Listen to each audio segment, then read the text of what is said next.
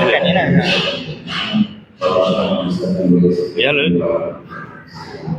Ay, salah ni.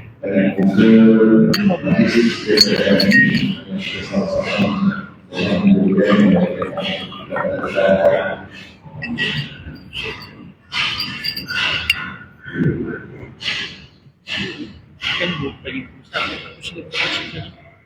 Ya. Okey. Alhamdulillah.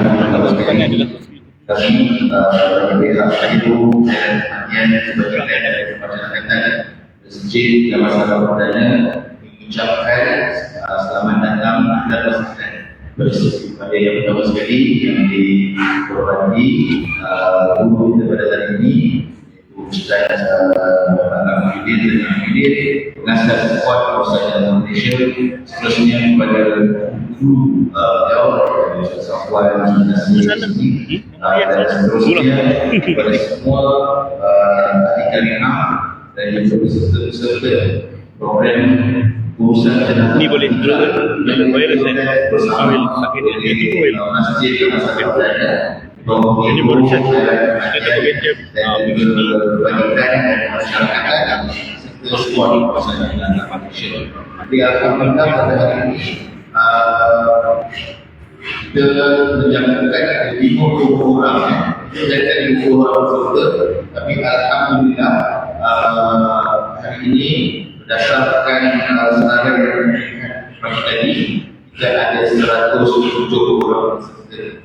Alhamdulillah. Jadi izinkan saya berkongsi terlebih dahulu mengenai objektif dan juga khusus berkenaan selama 50 hari ini.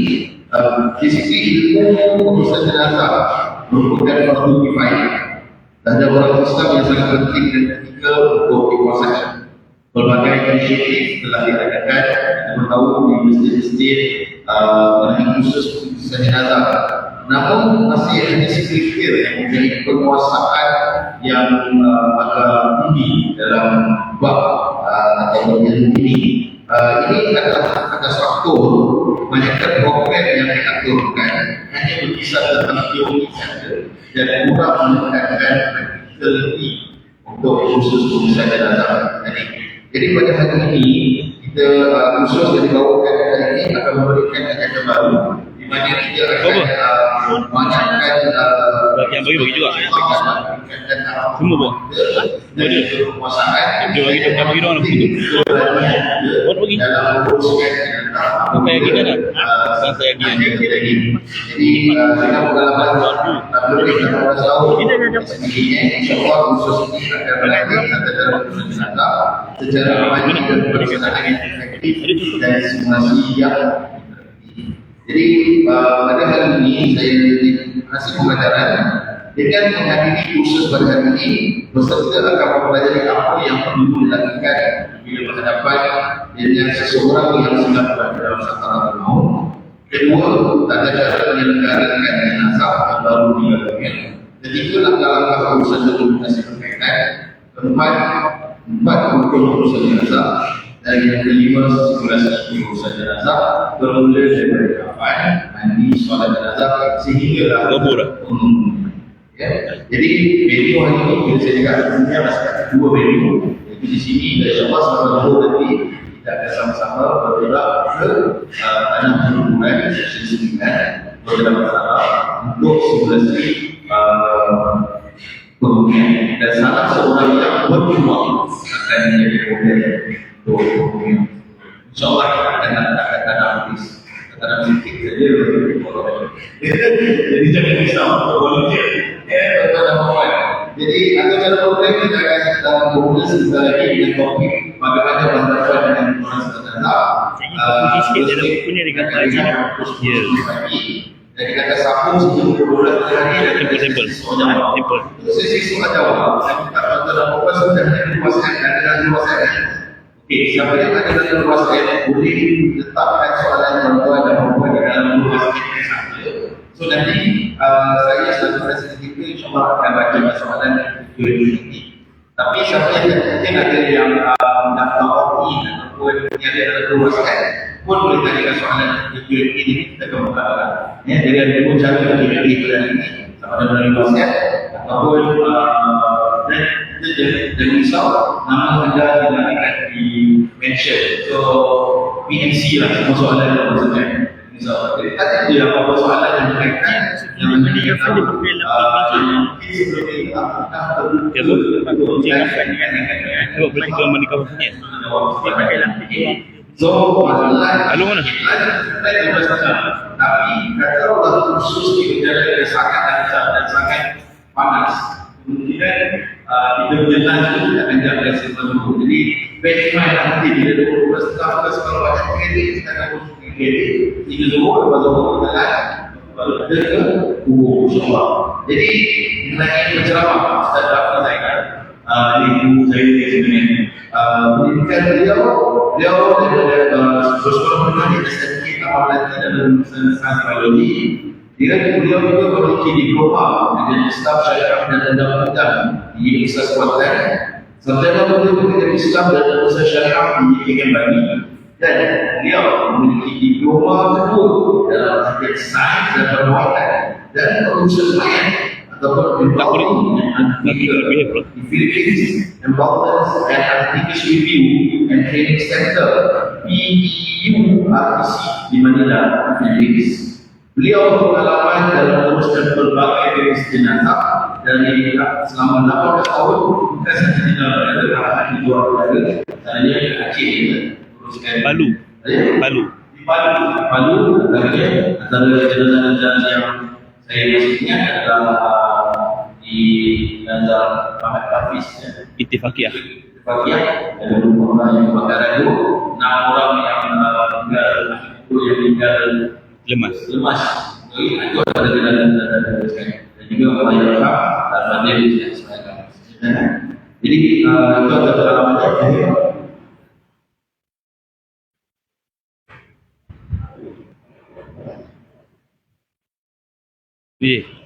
Beriman dari guru dan ketua di beberapa sekolah, antara sekolah edukasi dalam negeri dan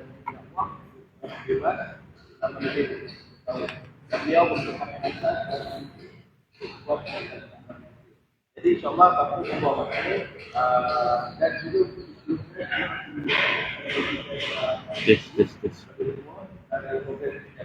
jadi kamu kepada Al-Fatih Ustaz Rafi.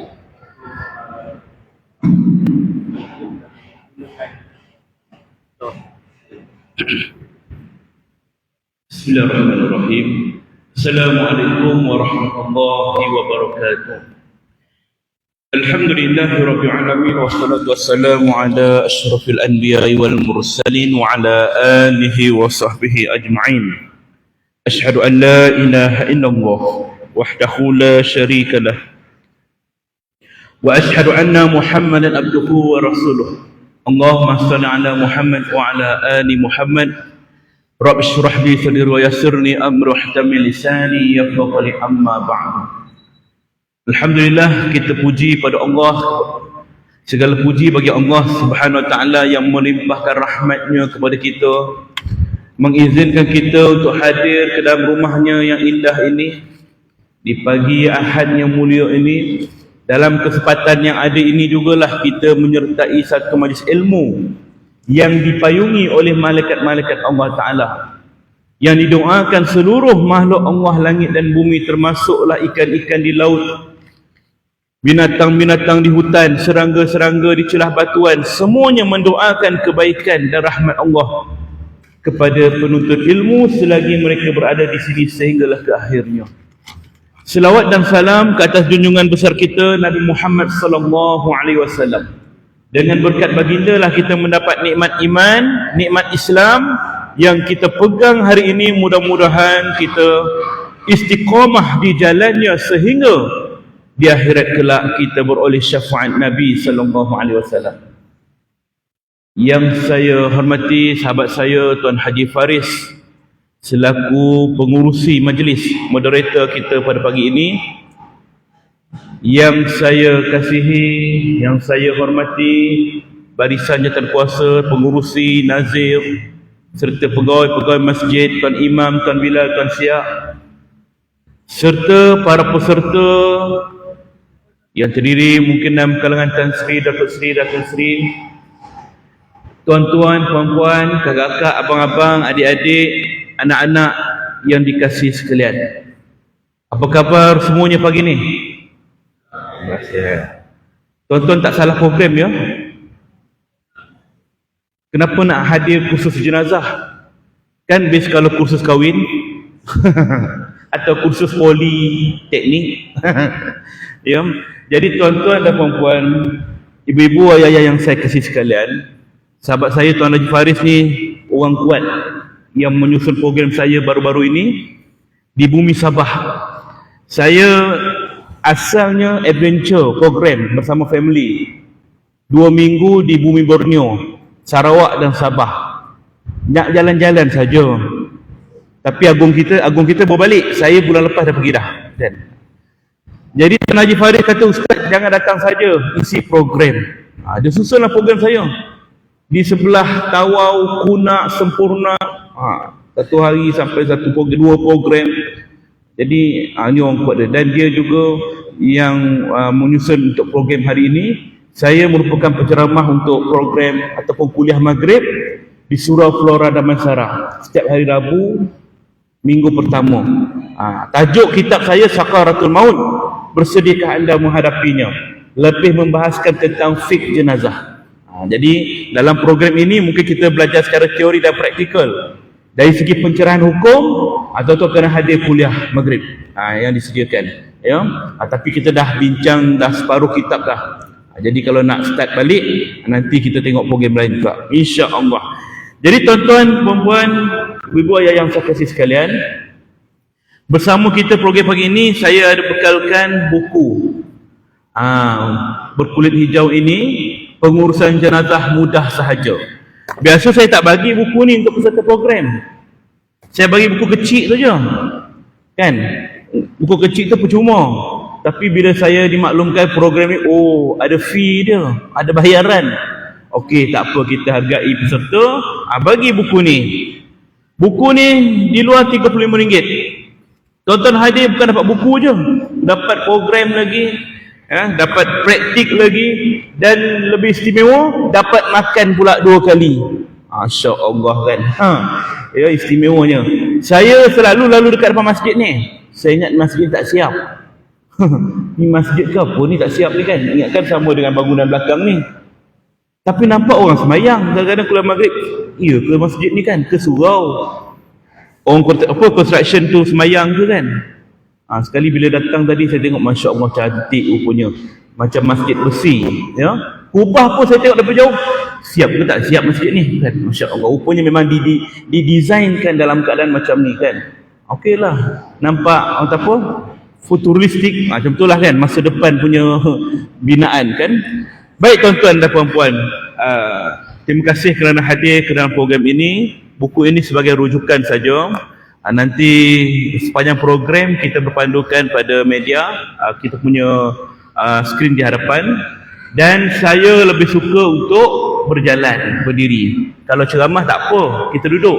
Tapi kalau kursus selama 3-4 jam ni, kalau saya duduk, bukan tuan-tuan yang tidur, saya yang tidur. Jadi saya kena berdiri ya. Baik, untuk program ini kita ada 2 bahagian, teori dan praktikal. Dalam bab teori telah diterangkan oleh sahabat saya Tuan Haji Faris, iaitu berkaitan dengan 4 pengurusan jenazah. 4 topik utama. Bagaimana berhadapan dengan orang yang sedang nazak, bagaimana berhadapan dengan orang yang baru meninggal dunia, dan bagaimana cara untuk urusan dokumentasi dan juga rukun pengurusan jenazah. 4 ni adalah tajuk utama kita dalam bab teori ini ya. Kita akan bahaskan satu persatu, dan pada praktikal pula kita akan bahaskan 4 tajuk juga, iaitu berkaitan dengan mandi, kafan, solat dan ke bumi. Dalam bab mandi jenazah nanti, praktikal mandi, kita tak perlu pergi ke ruang untuk solat untuk uruskan jenazah. Sini ada bilik jenazah kan? Ada bawah. Sini. Insya-Allah. Tak payah pergi sana.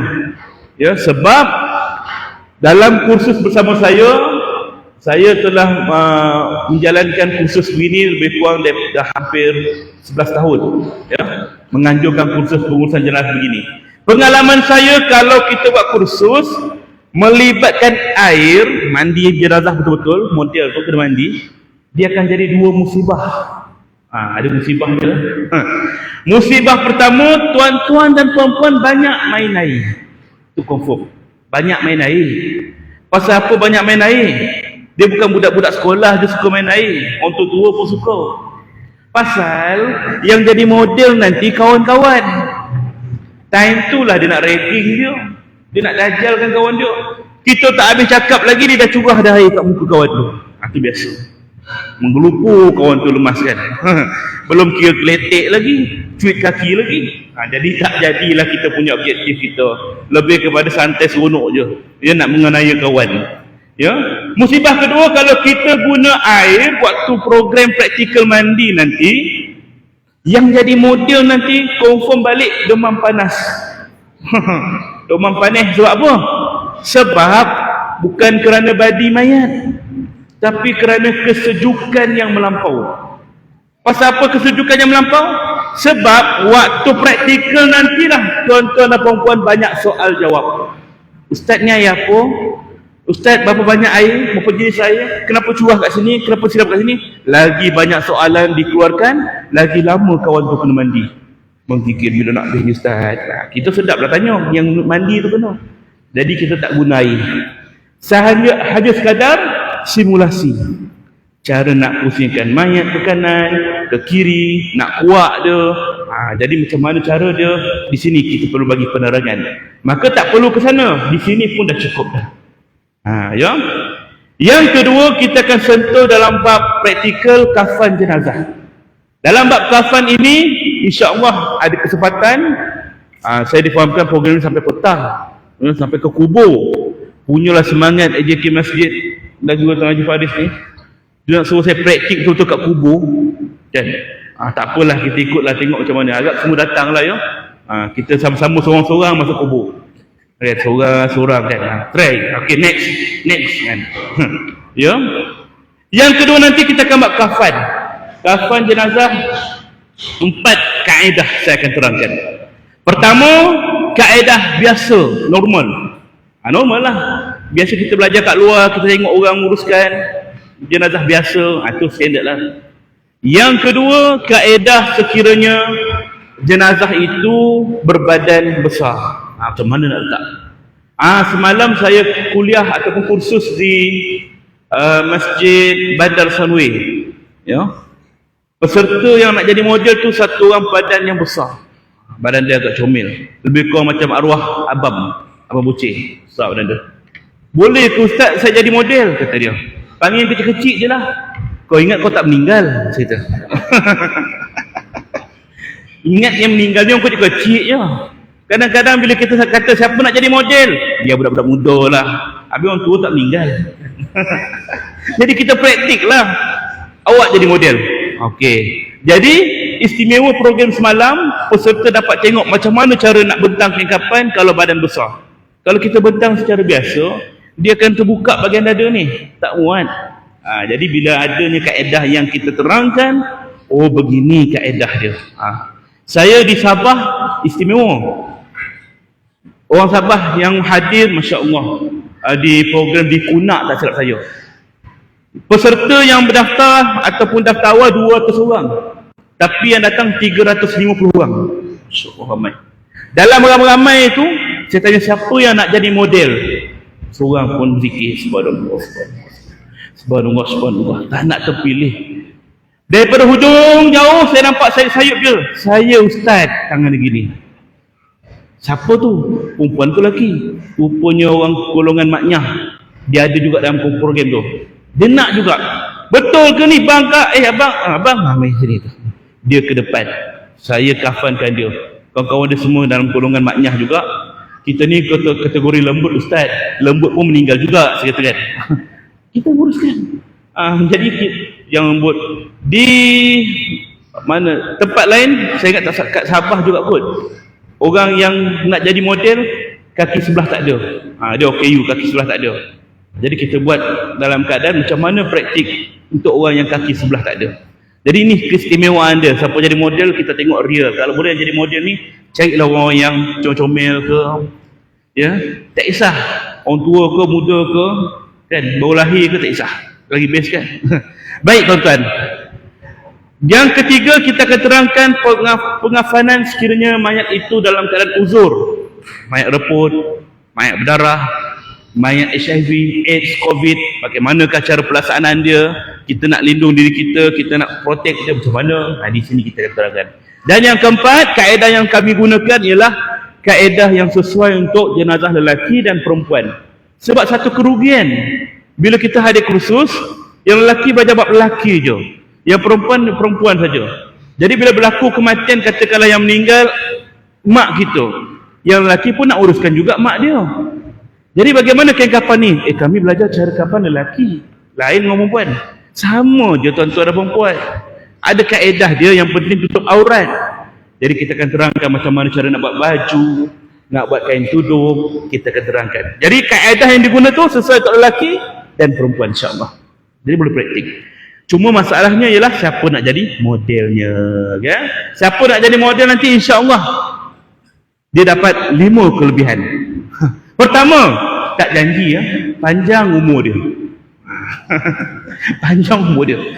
Ini berdasarkan pengalaman. 5 tahun lepas satu hamba Allah itu, dia kata, "Ustaz, saya nak jadi model." Alhamdulillah sampai ke hari ini hidup lagi. Dan orang itu ialah saya sendiri. Testimoni tuan-tuan ya. Yang kedua, siapa jadi model, insya-Allah dia dapat satu pencapaian, achievement yang orang lain mungkin tak pernah dapat. Kalau kita kata saya pernah daki gunung Kinabalu, orang lain pun pernah lah. Saya pernah jelajah Satu Malaya, orang lain pun pernah lah. Saya pernah pergi ke sana sini, semua orang pernah. Saya pernah dikafankan, siapa pernah? Kan? Tak ada orang boleh challenge kita. Kau pernah kena kafan? Tak pernah. Aku dah pernah. Satu kebanggaan lah kan. Yang ketiga, siapa yang jadi model nanti, insya-Allah akan datanglah hidayah Allah pada dia. Tengah kafannya, Allah, aku sedih ya Allah. Menitik air mata dia, memikirkan macam mana lah aku mati ni ya Allah. Dramatik lah sikit. Dramatik sikit kan. Kadang-kadang jadi mayat ni dia gelak. Hehehe. Suka benar dia kan. Tak apalah. Mudah-mudahan mati besok pun dia dalam keadaan suka juga kan. Dan yang keempat yang jadi model nanti, ni best sikit. Minta kawan ambil gambar dia, sikit ambil gambar. Buat profile picture. Lain daripada lain. Orang lain gambar smart, handsome, senyum. Dia gambar mayat buat profile picture. Nak lagi best, ambil video daripada kepala sampai kaki, post kat TikTok. Oh, FYP tau. 2 million view. InsyaAllah. Dan yang kelima nanti saya bagi tahu. Rahsia sikitlah ya. Jadi itu yang kedua. Yang ketiga, solat jenazah. Solat jenazah kita akan buat praktikal solat jenazah. Dan saya yakin tuan-tuan dan puan-puan pun dah biasa dah tengok solat jenazah, hadir solat jenazah. Solat jenazah ada berapa rakaat? Tak ada rakaat. Habis macam mana? Oh, ada takbir, asyik baik. Ada satu orang confident makcik tu, 2 ustaz, kata dia. Ya ke makcik, saya bagi pilihan lagi. Tak, saya yakin 2. Dia tidak ada rakaat. Ada 4 takbir. Jangan imam takbir kedua kau pergi rukuk pula. Ya, mungkin ada yang tak biasa kan. Jadi 4 takbir sahaja. Kita akan terangkan di sudut kaifiat, rukun dan sebagainya. Cuma dalam praktikal nanti saya akan sentuh juga dalam bab bagaimana solat jenazah gaib. Solat jenazah gaib macam mana? Pernah dengar? Pernah. Siapa yang gaib? Kita ke gaib? Mayat gaib? Nanti terangkan ya. Kotlah kita yang gaib kan. Jadi solat jenazah gaib ni, asal solat jenazah je dia gaib. Asal solat jenazah je dia gaib kan. Itu fahaman dia kan. Jadi akan diterangkan dari sudut hukum bagaimana kaedahnya daripada tarikh waktu bila sampai bila. Di sini saya akan terangkan insya-Allah. Dan yang keempat, pengebumian jenazah. Difahamkan kita akan pergi ke section 9 Kota Damansara. Masya-Allah, mudah-mudahan cuaca redup je macam ni. Jangan tuan tarik toga atas kepala. Tuan-tuan duduk jelah kat kubur tu, saya duduk bawah kemah. Ya. Baik, insya-Allah. Soal jawab, sekiranya tak nak melalui WhatsApp, nak direct pun tak apa. Angkat je tangan. Ya, kalau orang perempuan segan, boleh WhatsApp, boleh tulis, lipat-lipat, bagi kat saya. Jangan buat kapal terbang ya kak. Ustaz nah, kata. Baik, terus pada program kita yang pertama. Okay. Bagaimana berhadapan dengan orang yang sedang nazak? Okey, persoalan pertama saya nak bagi orang tak apa, minda kita pagi ni segar sikit, terbuka. Bagaimana keadaan orang yang sedang nazak? Kakak depan ni, macam mana keadaan orang yang sedang nazak? Siapa boleh jawab? Orang nazak ni macam mana keadaan dia? Meraung, okey, boleh terima satu jawapan yang betul. Sesak nafas, okey, betul. Ada lagi? Orang tengah nazak macam mana keadaan dia? Tanya pada abang-abang kita pula. Macam mana orang tengah nazak? Menggeletar, okey, lagi? Lemas, Masya Allah. Lagi ni? Orang tengah nazak. Baik. Jawapan tu betul dah. Tapi yang lebih tepat, orang yang tengah nazak dalam keadaan terbaring. Pernah nampak orang tengah nazak berdiri? Kau kenapa tengah nazak? Itu semput.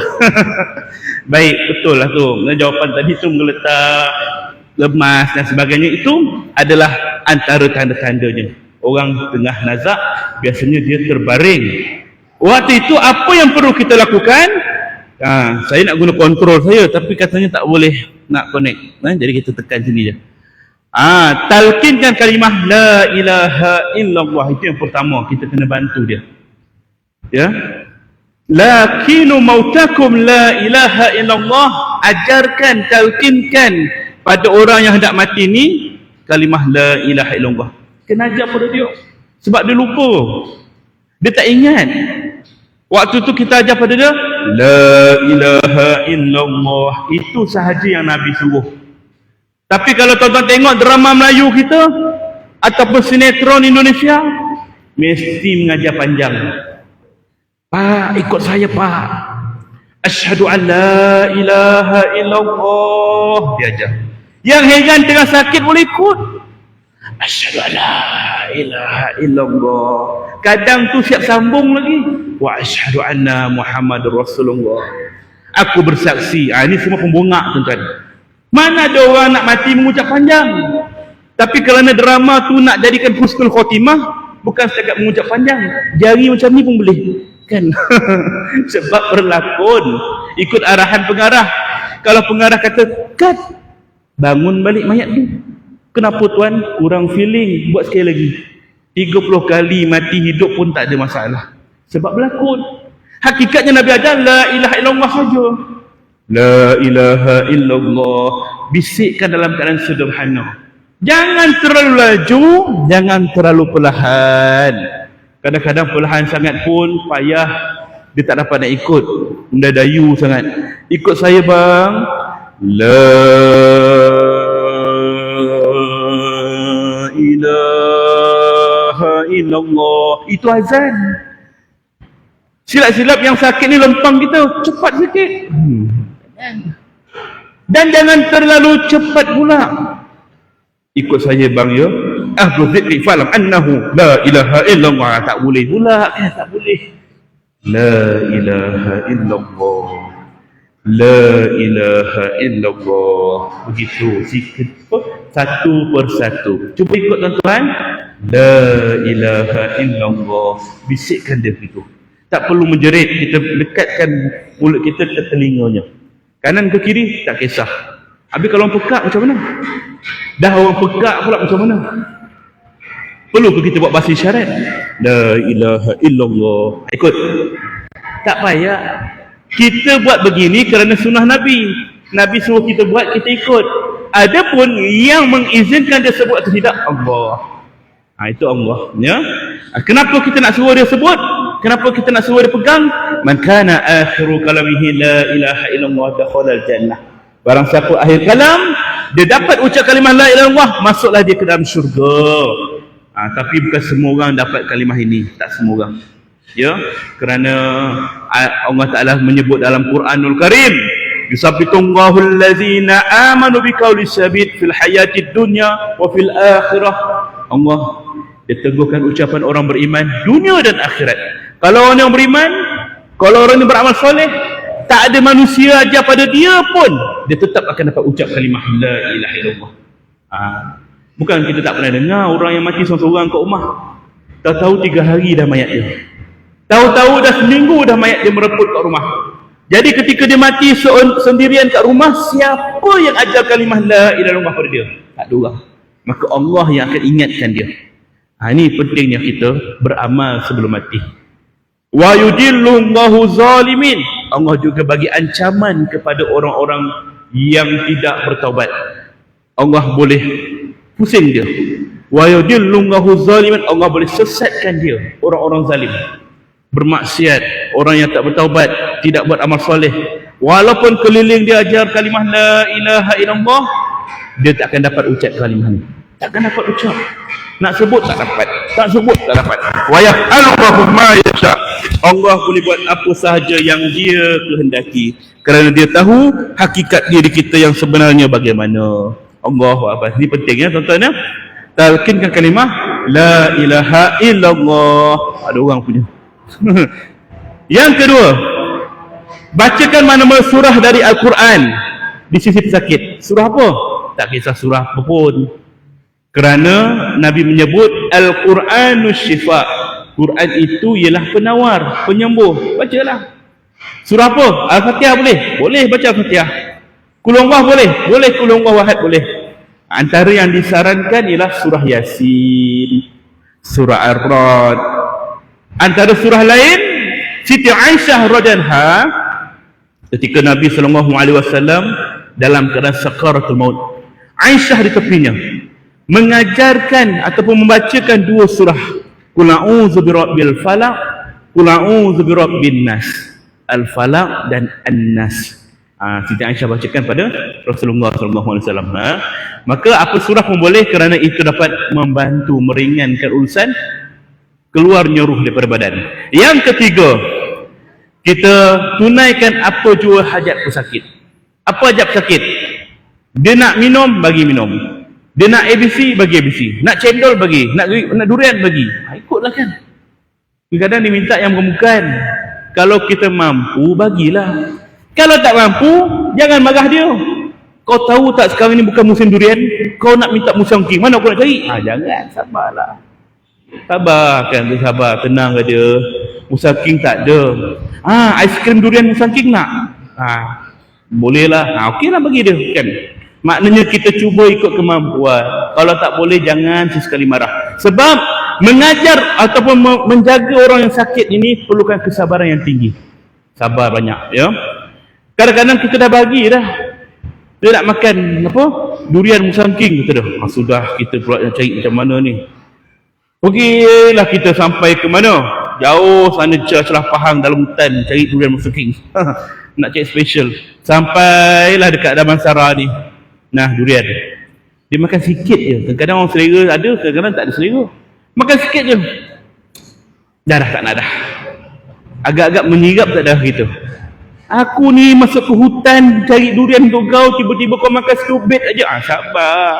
Kalau dia tak nak, kita bedal lah seorang. Kan? Maknanya, selagi kita mampu, tunaikan. Jika tak mampu, bersabar. Pujuk dia baik-baik. Sebab apa? Ketika itu bukan sahaja kita diuji, bahkan syaitan juga menguji dia. Syaitan akan mencuba untuk memesongkan akidah dia. Ni, Datuk kau datang daripada syurga. Contohnya, Datuk dah meninggal lama dah. Menyamar syaitan ni. Datuk tahu kamu nak makan durian. Ni, durian daripada syurga. Bukan musang king dah. Ni, dragon king. Contohlah kan. Lagi canggih. Nak tu dah. Tapi kau kena ikut Datuk masuk syurga sama-sama. Macam mana? Keluar daripada Islam, kita masuk agama Yahudi, Nasrani. Dia akan cuba nak kufurkan kita. Wa iyazullah min zalik. Kalau tak ada orang yang bentengkan dia dengan kalimah la ilaha illallah, kalau orang tak ada bacakan dia ayat Quran, kalau tak ada orang yang bimbing kalimah la ilaha illallah pada dia dan juga tunaikan hajat dia, dikhawatiri dia boleh terjerumus ke lembah kekufuran. Wa'iyasubillah. Sebab tu benda ni penting, bukan? Ya. Dan yang keempat, tak ada dalam nota, saja saya nak bagi tuan-tuan tulis dan ingat. Ajarkan ataupun bimbingkan orang yang sakit itu supaya sentiasa bersangka baik kepada Allah. Sangka baik. Sebab manusia ni kadang-kadang dia dalam keadaan sangka buruk kan. Dia musibah dia sangka buruk.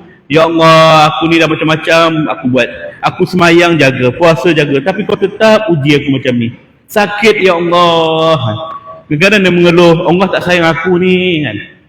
Orang tengah nazak ni kadang-kadang dia mengacau-acau. Kita kena bimbing dia. Sabarlah mak. Sabar.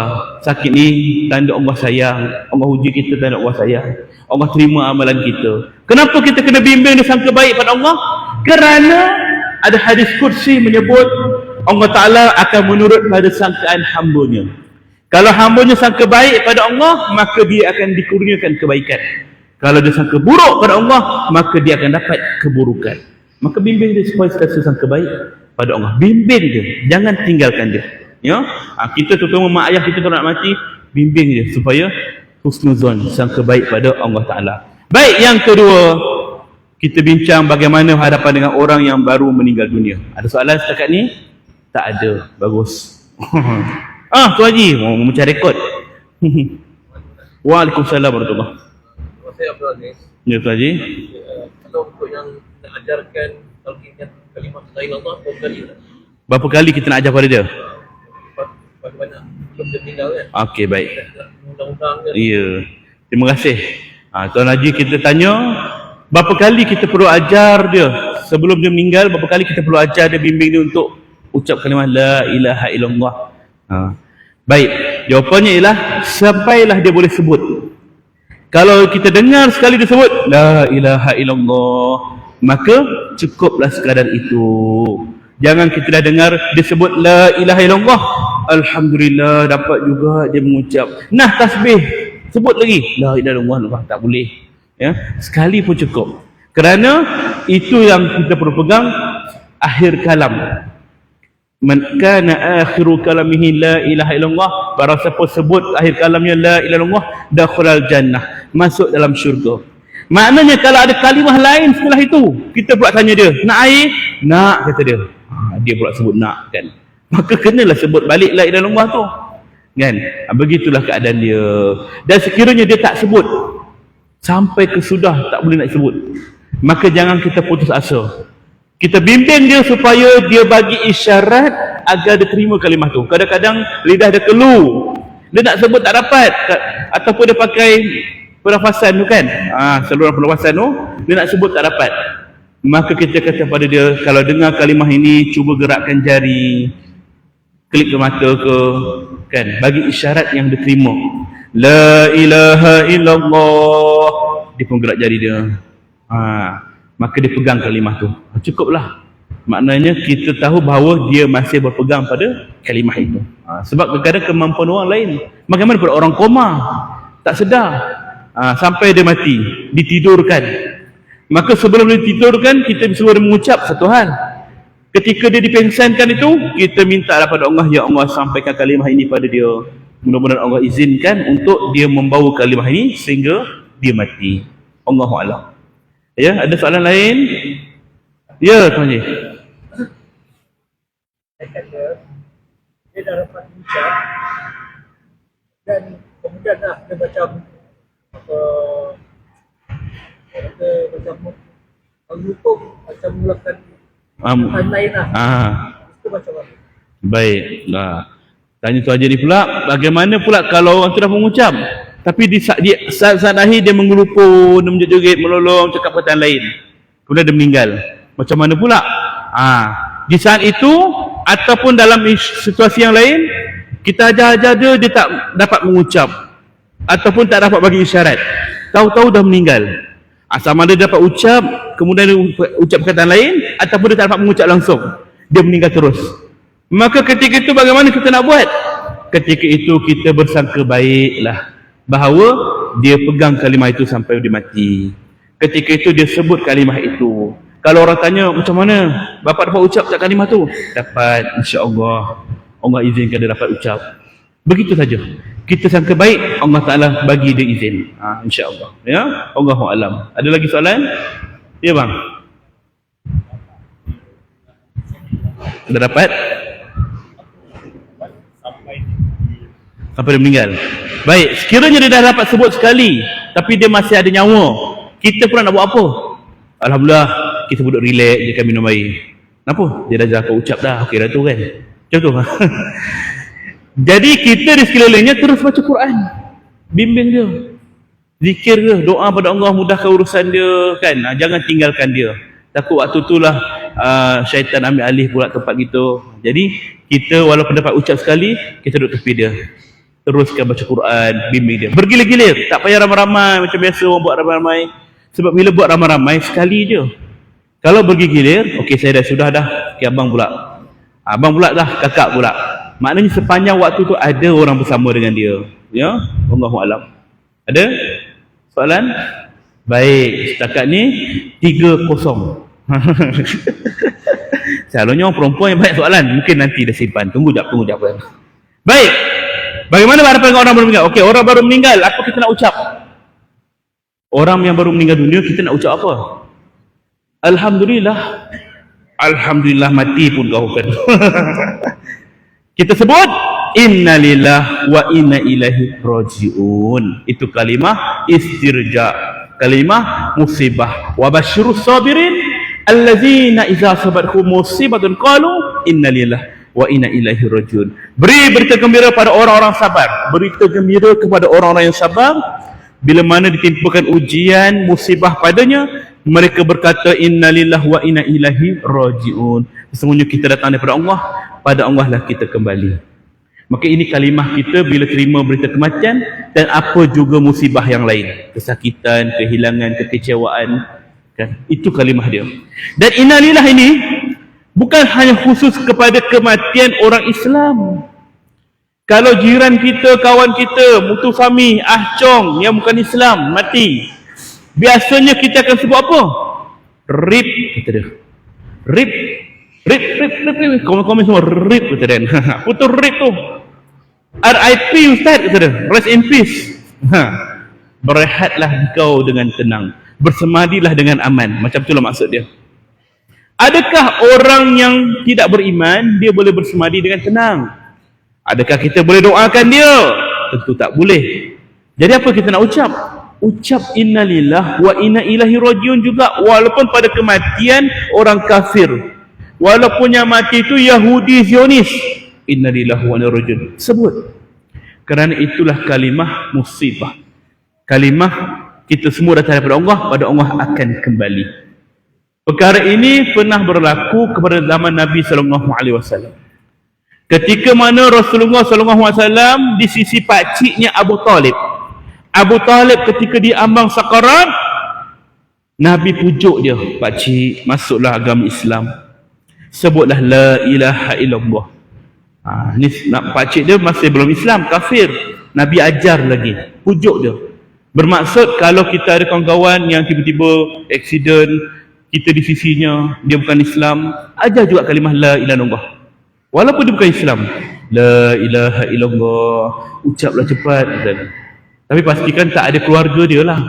Kalau ada keluarga dia, lempang gitu kan, kita yang meninggal itu. Pastikan orang sekeliling okey kan, la ilaha illallah kan.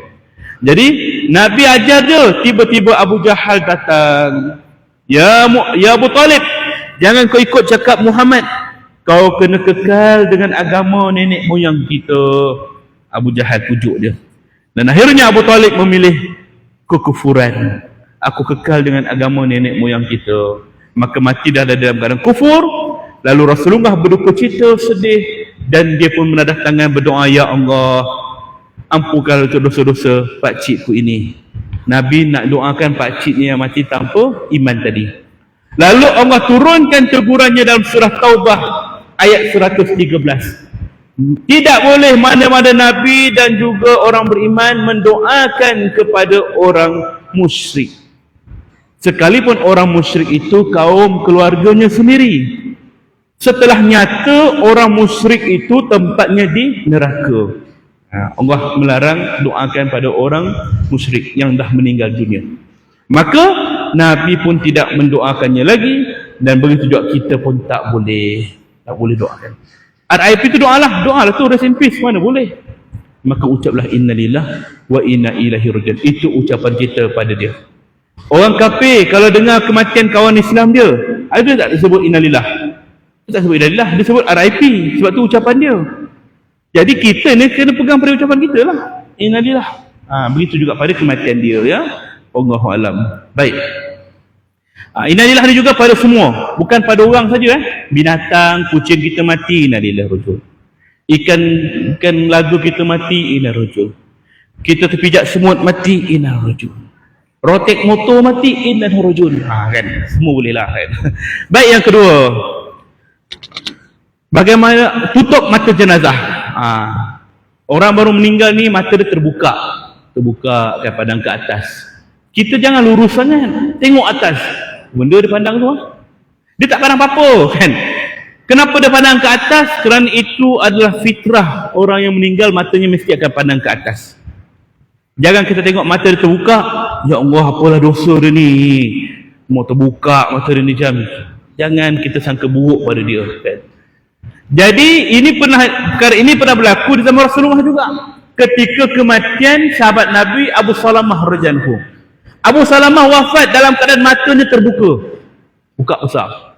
Maka sahabat-sahabat pun dengar dia tengok mata terbuka, dia macam kita lah, tengok mayat pelik sikit, apa kembung sangat perut dia tu, kenapa kaki dia macam tu, kenapa begitu-begitu. Sahabat pun kata, kenapa Abu Salamah ni mata dia terbuka lah, dia buat apa dia. Macam itulah orang cakap-cakap. Nabi masuk ke tempatnya, Nabi terus tutupkan mata Abu Salamah. Maka sunat menutupkan mata si mati. Dan Nabi berkata, sesungguhnya roh yang keluar daripada jasad, maka dia akan keluar daripada atas, yakni ubun-ubun. Maka ketika itu matanya akan mengiringi pemergian roh, mata ikut roh. Tengok macam ada rakaman-rakaman orang yang mati ketika live kan, mata dia ke atas, roh dia keluar melalui ubun-ubun kepalanya. Maka kata Nabi, hendaklah kalian berkata yang baik-baik ketika ini, kerana di saat ini malaikat yang hadir semuanya mengaminkan doa kita, kata-kata kita. Maka bila kita datang tengok jenazah, cakap yang baik-baik je. Maka inilah kias kepada tindakan ataupun perbuatan ataupun perkara yang biasanya lepas solat jenazah, imam akan cakap, apa kita nak katakan pada mayat ini, baik kita katakan. Apa kita nak kata pada mayat ini, baik. Kias kepada Nabi kata, ucap yang baik-baik. Mudah-mudahan malaikat aminkan doa kita. Semua benda dia ada tujuan dia, mesti ada sandaran dia, ya? Baik. Kalau mata dia tak tutup guna tangan, tak boleh. Kita cari minyak. Kaedah pertama, cari minyak untuk urut kelopak mata dia ni. Minyak apa yang selalu ada dekat rumah? Minyak masak kan. Guna minyak masak. Kalau ada baby oil, guna minyak baby oil, minyak zaitun ke. Cuma kalau guna minyak masak, pastikan minyak masak tu yang baru beli ataupun yang baru tak guna lagi. Jangan digunakan dah gorengkan keli semalam, keledak dah tu kan, dalam kuali tu ambil sikit lah, sekali dengan dia punya sebut-sebut kan, letak kat sini. Datang kucing dia jilat mata tuan dia kan, sedap pula rasa ikan keli kan. Jadi yang baru, urut perlahan dekat situ. Apa jua minyak pun tak kisah, yang penting yang logik lah. Janganlah tuan guna minyak cikapa, pedih mata mayat tu nanti kebil-kebil kan. Jangan pula guna minyak hitam, tak logik lah. Jadi kita guna minyak yang sesuai, ya. Baik. Yang kedua, letakkan batu kerikil. Tak guna urut-urut, tak boleh tutup juga. Cari batu kecil tepi jalan tu, ambil, confirmkan tu batu, basuh dulu. Takut tu tak kucing ke, mana tahu keras kan, tahu dah cair kat batu kan. Confirmkan dulu. Kalau tak jumpa batu, jangan sesekali guna bata. Kontraktor tu ada bata tak lebih, minta sikit. Ambil bata tu kan, potong dua. Janganlah tergamak sangat guna bata, ya. Jadi kita guna kaedah yang lain. Yang ketiga, cari logam. Apa barang kecil-kecil, antaranya shiding. duit shilling 50 sen tu kan, ambil letak kat mata dia, tujuannya nak beratkan kelopak mata dia, alatan sahaja. Walaupun ada berpandangan tak boleh letak shilling kat mata mayat kerana ini perbuatan orang-orang kafir, bila dia mati dia letak duit kat mata, maka kita tidak boleh kata bahawa kita ikut cara dia. Tidak, ini kaedah dalam Islam. Kita ada kaedah fiqh, al-umuru bil maqasidiha, setiap benda bergantung pada tujuan. Maka niat kita jelas untuk menutup mata dia saja, bukan meniru perbuatan orang-orang lain. Maka itulah dia, innama a'malu binniat, bergantung pada niat kita. Dan cuma saya nak tekankan, kalau guna shilling jangan dibiarkan lama sangat, takut terlupa. Dia letak duit kat mata mayat tu, lepas tu tutup dengan kain muka mayat tu kan. Dia pun ke dapur, balas WhatsApp, buat air, layan tetamu datang, jiran-jiran datang nak ziarah. Masuk-masuk saja sedih, ya Allah, baiknya arwah ni, dia ni kuat bersedekah, dia selalu belanja kawan-kawan dia makan, minum. Sedih lagi. Saya nak tengok muka arwah boleh tak? Tanya waris dia. Boleh, tengoklah kak. Diselak je muka tu dengan kain tu. Astagfirullah, mata duitan. Coh, satu damansara. Keluar mastika. Kan? Jadi nak kata bahawa duit ini kalau letak kat mata, alihkan segera sebelum jiran-jiran atau orang lain datang. Ya, alihkan segera. Ingat ya, siapa yang tulis nota tu, pastikan tulis 50 sen. Takut dia tulis 50, alamak, RM pun. Letak RM 50 sini, 50 sini. Bukan semakin tertutup, makin terbeliak mata mayat tu. Ya, 50 sen ya. Baik. Atas kiranya tak jadi juga duit tu, dah buka, dah alihkan duit tu, terbuka lagi mata dia, guna kaedah keempat, selotip kertas. Selotip kertas yang nipis gam dia tu, daripada kelopak mata, tarik kat bawah mata dia ni, tutupkan mata dia. Bukan tak boleh guna double tape, boleh guna double tape, tapi nak menanggal tu lah susah kan. Siap-siap sekalian kulit mata sekali kan, bulu-bulu mata semua hilang kan, lah palsu punya kan, tu kan. Jadi kita kena pastikan gam tu jangan kuat sangat. Bagi orang kafir ataupun setengah masyarakat bukan Islam, mereka tidak menggunakan selotip ke apa, dia guna gam uhu tuan-tuan. Gam tu dititik kat mata mayat tu macam aimo, faham? Tutup, memang selama-lamanya takkan buka. Ya, tapi kita tak boleh guna gam, jangan guna gam ya. Walaupun mereka guna kaedah tu, kita jangan tiru. Ya, saya belajar cara pengurusan jenazah bukan Islam. Macam tadi Tuan Haji dah terangkan tadi, bagaimana saya memiliki satu lesson namanya Diploma Science in Embalming and Undertaker. Waktu orang panggil saya Ustaz Undertaker. Saya tak pernah main wrestling bukan Undertaker wrestling. Tak pernah pun masuk mana-mana tournament WE ke WWF tu, tak pernah. Ya, cok slam orang pun tak pernah. Tapi kalau nak cuba sekali lagi boleh juga kan. Jadi nak kata bahawa belajar tu tujuannya untuk memberi pengajaran perbandingan pada kita, dan juga untuk bagi kesedaran pada masyarakat kita terutama orang Islam, bagaimana pelaksanaan orang bukan Islam yang mungkin kadang-kadang dipraktikkan pada orang Islam. Iaitulah embalming, pengawitan mayat. Tuan-tuan ya, mungkin tuan-tuan dah tengok dah video viral macam mana kaedah pengawitan mayat tu. Perut dibuang, tebuk semua, masuk ubat lagi. Itulah kaedah yang dia guna pakai. Ya.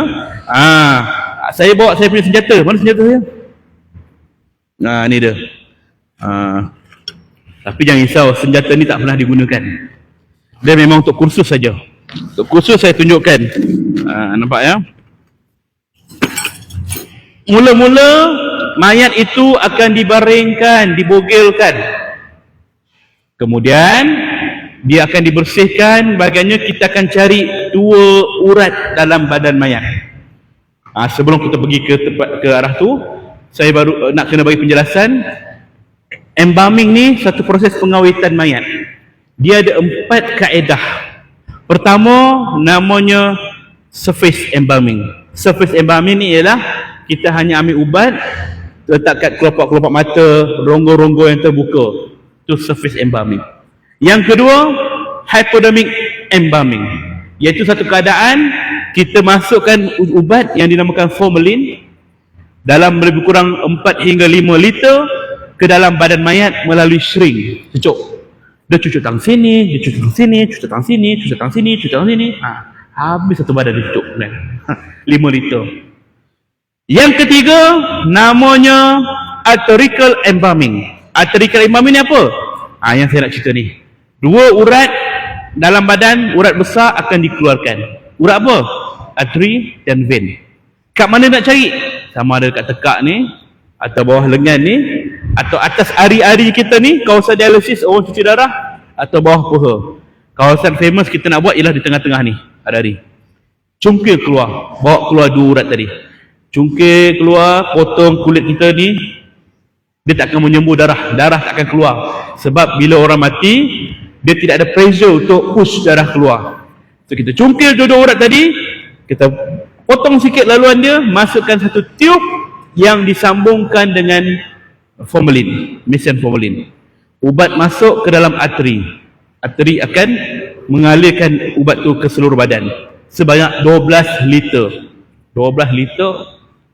Di bahagian vein, saluran darah untuk dibuang keluar. Dalam badan kita dewasa standard 5 hingga 6 liter darah. 70% badan kita ni liquid. Maka dibuang keluar. Bila ubat tu masuk, dia akan tendang keluar segala darah-darah tadi. Proses tu berlaku dalam masa 1 jam. Standard satu. Dah habis part itu, baru kita guna kaedah yang keempat, cavity embalming. Cavity embalming ni apa? Tebuk satu lubang ke sebelah pusat, dan kita akan keluarkan besi ni. Ni namanya troka. Ujungnya tajam, kelilingnya ada lubang, dan di belakang punggungnya ini ada satu lubang sambungan tiup. Kita akan aim kawasan lubang tu. Ada macam main snooker pula. Kita aim, kita rodok perut dia. Rodok perut dia kat atas, kat kiri, kat depan, kat bawah, semua menghancurkan segala organ dalaman badan.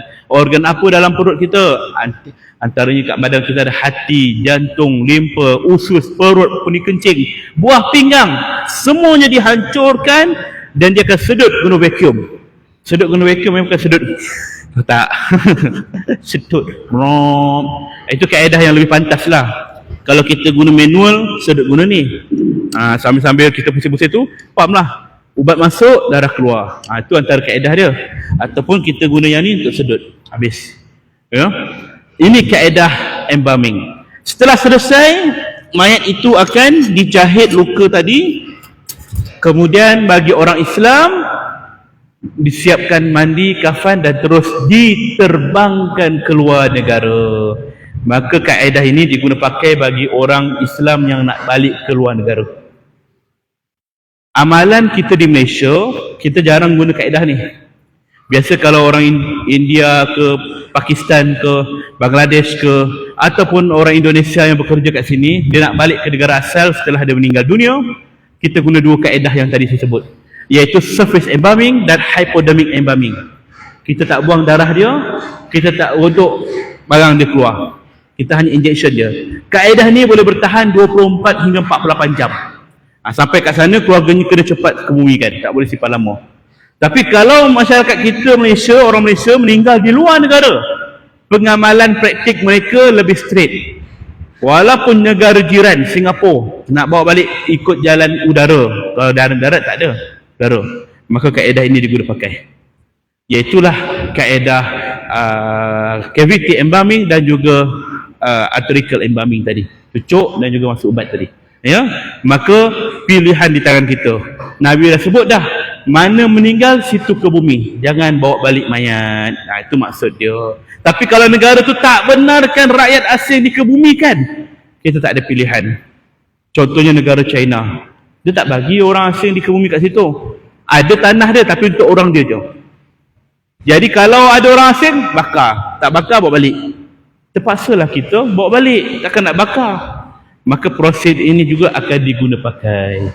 Jadi tuan-tuan, kalau ada kubur situ, elok kebumikan. Jangan kita bawa balik mayat. Apakah hukumnya? Hukumnya bukan pada pelaksana. Kita hanya membantu memudahkan. Hukumnya pada waris. Kalau waris kata nak kat bumi sini, selesai. Kalau waris kata nak buat balik, sedangkan sini ada kubur, maka warislah yang menanggung hukumnya. Ya, kena tanggung. Apa hukumnya? Haram lah, dosa lah.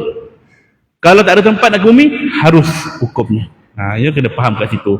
Jadi saya belajar begini sebab pendedahan. Kalau tidak tahu-tahu perempuan tak tahu benda ni. Orang tahu benda ni. Saya dah daripada tahun 2019, dah 4 tahun dah saya mendalami ini, dan sentiasa hadir konferens-konferens luar negara secara online untuk update. Kadang bahan cecair itu dia tukar, dia upgrade. Itu kaedah biasalah. Baik tuan-tuan dan puan-puan, balik kepada tadi. Yang ketiga, nanti kan di hujung nanti program ni kita akan tunjuk video kaedah pengawitan yang sebenar. Ini tujuan kita nak pendidikan, nak ilmu. Saya tak tunjuk video ni kat YouTube ke dekat Facebook ke, tak ada. Siapa nak tengok, tengok hadir kuliah saya, hadir kursus saya, dia boleh tengok. Baik. Yang ketiga dalam pengurusan jenazah yang baru meninggal ni. Ni baru meninggal Sumbatkan kapas ke dalam 2 lubang hidung dan telinga mayat. Ambil kapas, sumbat. Dalam keadaan sekadar yang boleh. Sekadar yang boleh je. Tapi orang kita bukan sekadar boleh, selagi boleh. Disumbat di kapas. Boleh lagi Ustaz, boleh lagi ni, boleh lagi ni. Kembang hidung mayat tu. Kadang-kadang bila kita nak urus jenazah, tengok kembang hidung dia. Apa kembang sangat hidung dia ni? Tarik kapas tu, la ilaha illallah, dari tekak ni kapas tu disumbat. Jangan siksa mayat, sikit je. Tujuan kita letak kapas kat hidung untuk apa? Untuk elakkan binatang masuk. Kucing, anjing masuk. Serangga. Jangan binatang serangga. Nyamuk ke, lalat ke, ulat ke masuk, maka kita blok. Dan untuk mengelakkan liquid cecair dalam badan keluar, darah ke, kahak dia ke apa, meleleh kan, maka kita blok kat situ. Itu point dia. Baik. Kemudian kat telinga. Dan yang keempat, keluarkan gigi palsu dan tutup mulut mayat. Kalau dia pakai gigi palsu, keluarkan. Gigi palsu yang keluar masuk tu. Biasa orang lama pakai benda tu. Kalau gigi palsu yang dah tanam kat gusi, tak payah kita keluarkan. Jangan pada pandai pula minta pelayar. Susahnya nak tanggal gigi ni, minta pelayar. Kenapa? Ni gigi palsu. Bismillah, tak cabut kan. Ya Allah, ni gigi betul, tersalah. Sudah. Kan parah macam tu. Jadi kita kalau tak dapat, biarkan saja. Kalau boleh, keluarkan. Kenapa? Gigi palsu yang keluar masuk ni, dia longgar. Kadang-kadang bila dia baring, takut dia tertelan. Sampai ke tekak ni.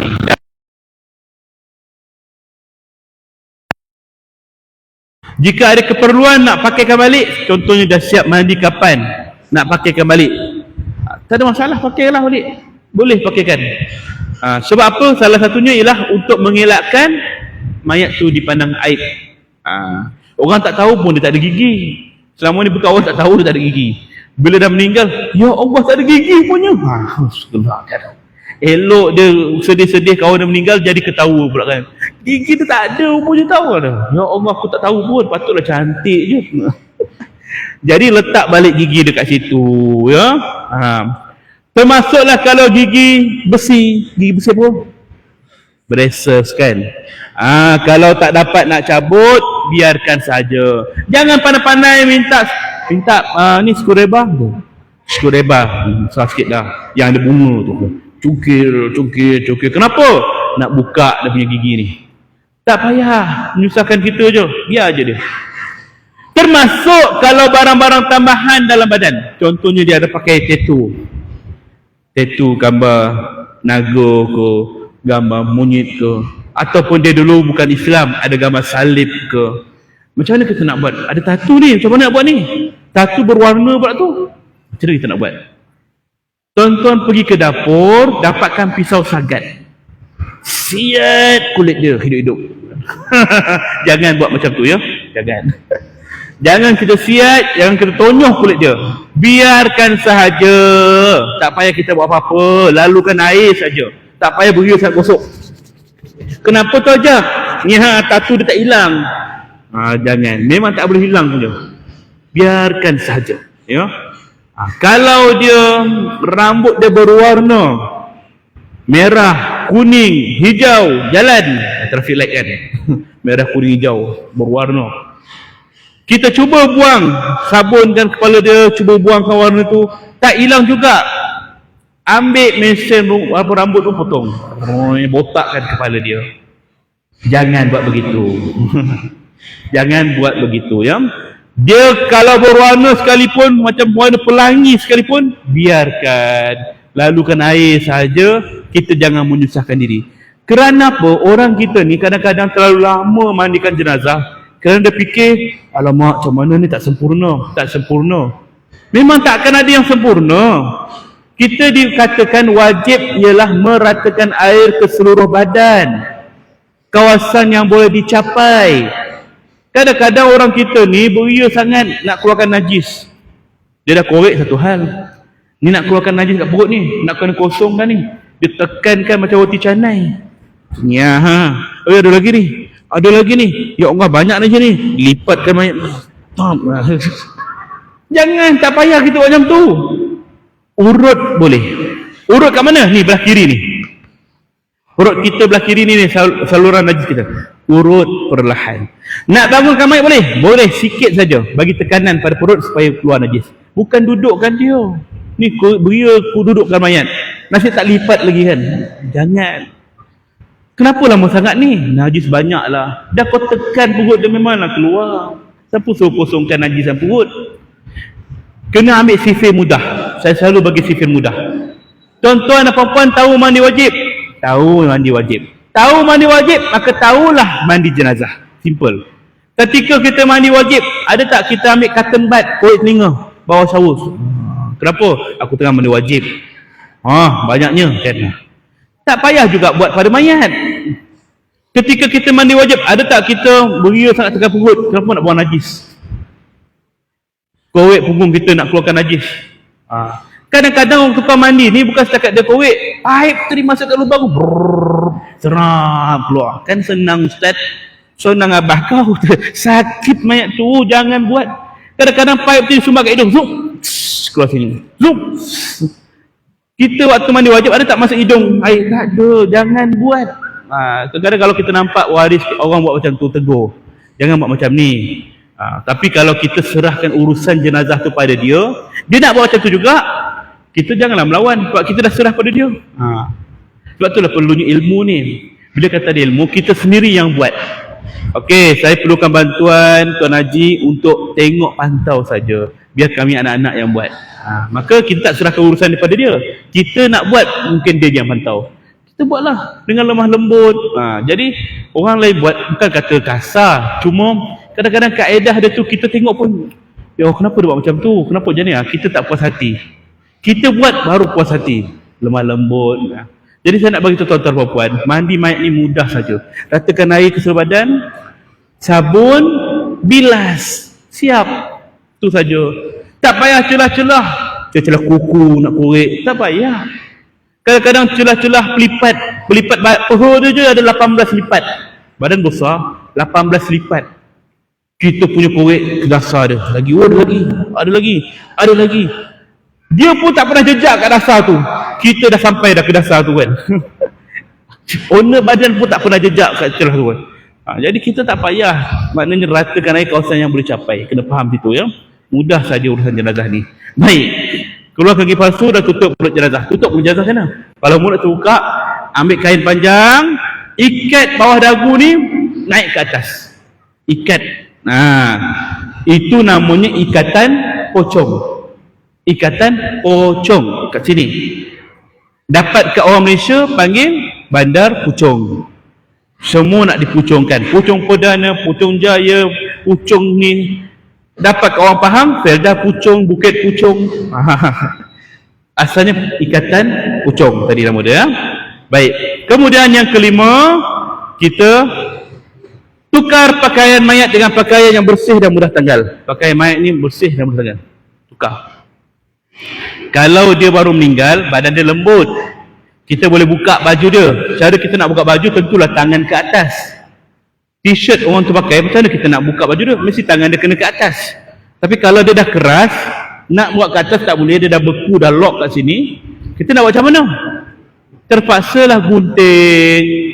Sayanglah baju tu elok lagi, cantik lagi, boleh simpan, boleh pakai lagi, boleh jual kat bandel kan. Jadi sebelum dia keras, tukar baju dia, buka baju kat seluar, lapikkan dia dengan pakaian yang menutup aurat, depan, belakang, tutup aurat dia.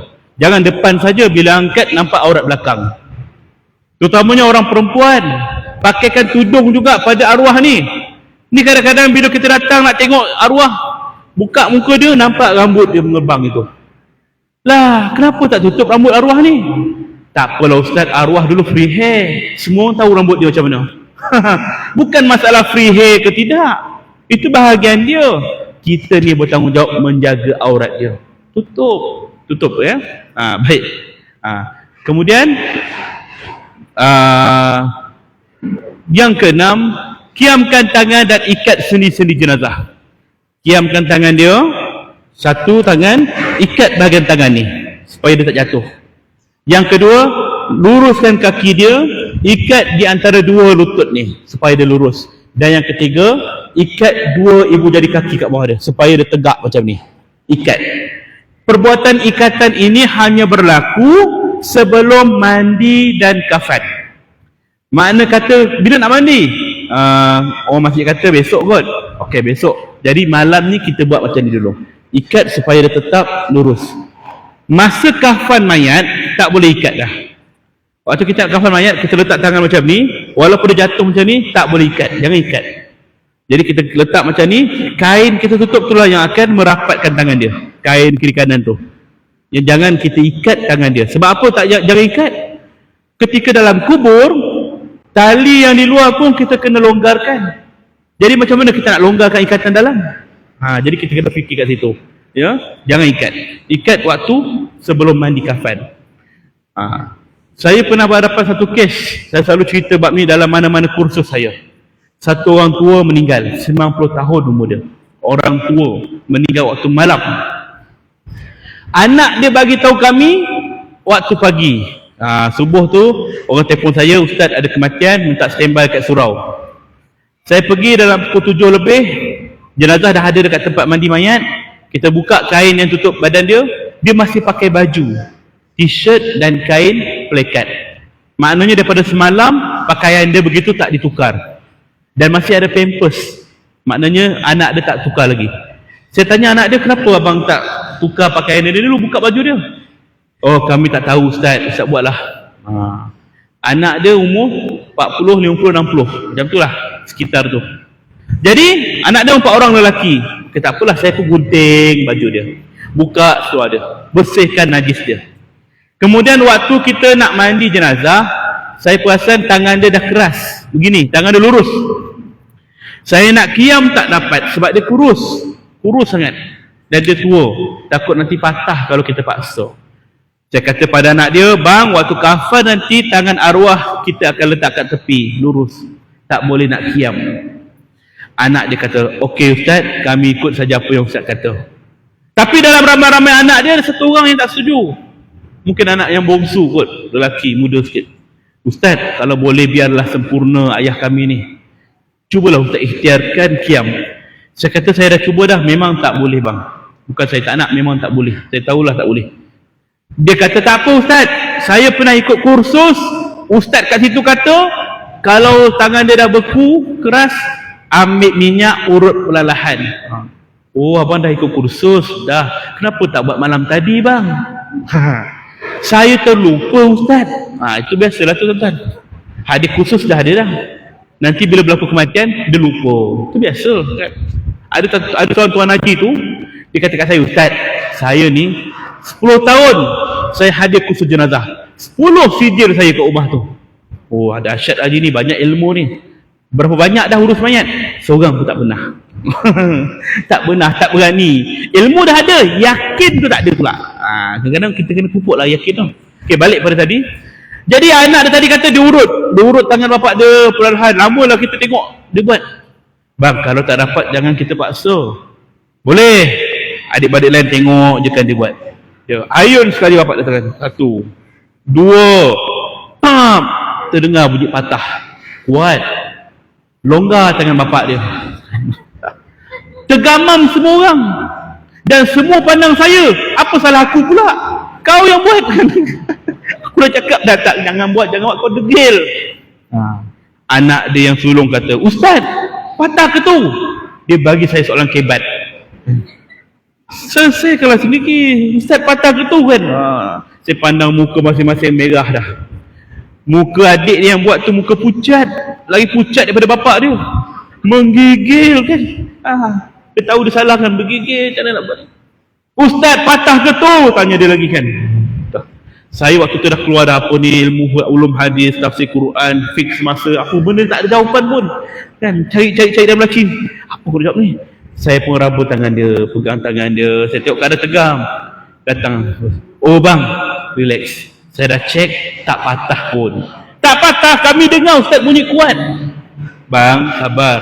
Bunyi kuat tadi kerana tangan dia tu, tangan dia lengah. Tuk. Kita kena lengahkan bunyi otot ram. Itu bunyi otot. Saya cakap macam tu. Dah, kita tak payah luruskan tangan dia, kita tak payah nak kiamkan, kita ikut kemampuan dia sahaja. Saya cuba nak kawal situasi. Rupanya abang dia tak puas hati dia, pandang adik dia. Nasib baik tak patah. Kalau patah, aku patahkan tangan kau. Garang abang dia. Di hati kecil saya berkata, nasib baik aku tipu. Memang patah pun. Sampai ke hari ni dia tak tahu cerita sebenar, tuan-tuan. Tapi kalau dia dapat tahu cerita sebenar, saya tahu nak cari orang mana. Ni mesti masjid Damansara Perdana cerita dia. Ya. Nak bagi tahu bahawa mayat kalau tak mampu dibentukkan ikut yang kita nak, jangan paksa. Saya pernah berhadapan dengan jenazah yang meninggal 3 hari di rumah, tangan dia begini. Tak boleh buat turun. Entah waktu dia tidur ke, tengok TV ke kan, meninggal. Alah, tuan-tuan kalau tengok TV jangan santai sangat sekarang payah pun nak turun ini kan. Tak boleh buat tu, dia dah lock kat sini. Jadi bila orang kata, Ustaz macam mana nak buat ni? Saya try. Memang tak boleh, dia dah keras. Jadi apa solusi kita boleh buat? Mandikan dalam keadaan tangan dia begini. Okey, kami tak ada masalah. Kafankan tangan dia dalam keadaan begini pun tak ada masalah. Yang jadi masalah ketika jiran tetangganya nak tengok arwah.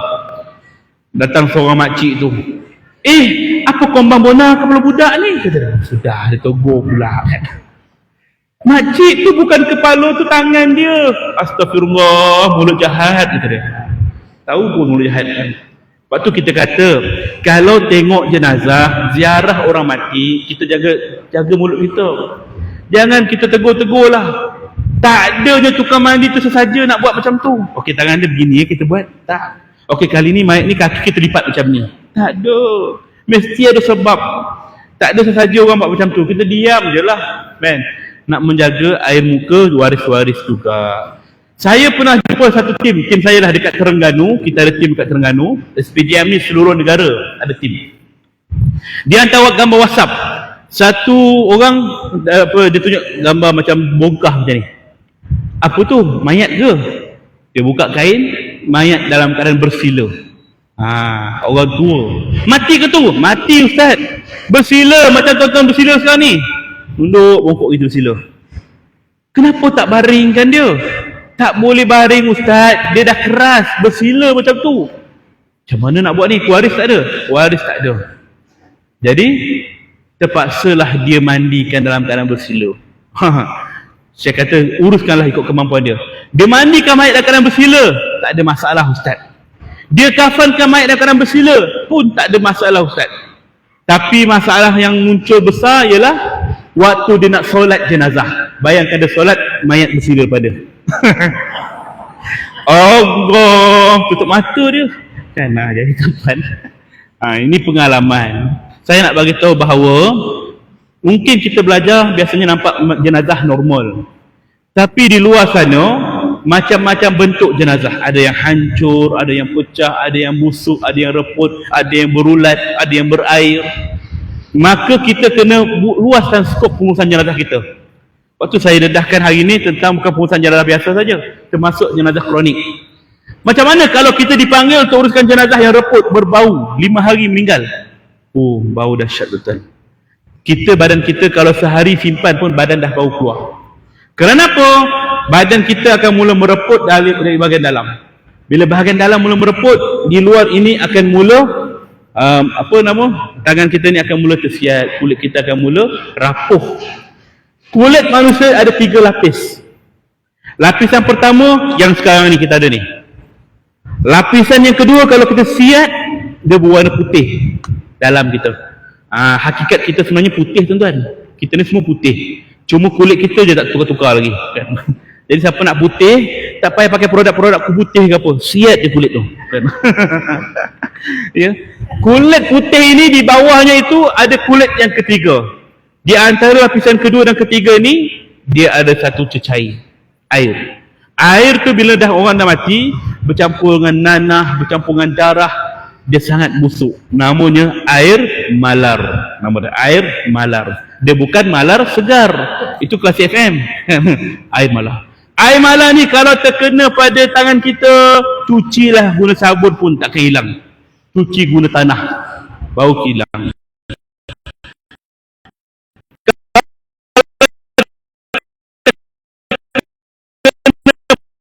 Pada baju pun susah nak hilang.